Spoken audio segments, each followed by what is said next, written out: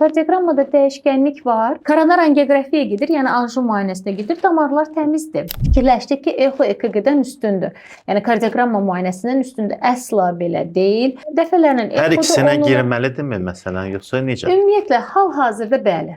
Çünki hər iki müayinənin başqa-başqa funksiyaları var da, başqa-başqa. Bəli, kardioqrammanın işemiyadır, qidalanma pozğunluğudur, ritm pozğunluqlardır, keçirici pozğunluqlardır. Biz buna blokadalar deyirik.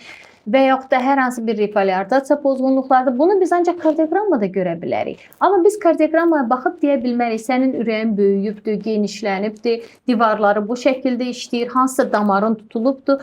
Ehtimal vermək olar, dəyişkənliyi görürüksə, kardioqramma çəkilişində bu nahiyədə bu işemik dəyişkənlik hansısa damarın qidalandırdığı sahəyə uyğundur. Bəli, bunu ehtimal verə bilərik. Amma hətta belə də olur ki, kardioqrammada dəyişkənlik var. Koronar angiografiya gedir, yəni anjiyo müayinəsinə gedir. Damarlar təmizdir.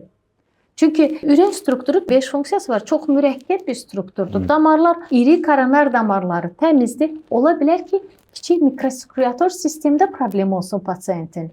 Eyni işemik şikayətləri olacaqdır. Və yaxud da damarlar təmizdir, amma onları əhatə edən əzələ qatı miokard o damarları o qədər sıx əhatə eləyib ki, xüsusi bağlar vasitəsilə o damarlar sıxılır. Yəni elə bilin ki, əzələ bağları damar boyunca sarılır damarın üzərinə və onu sıxır. Əslində damar mənfəzi açıqdır.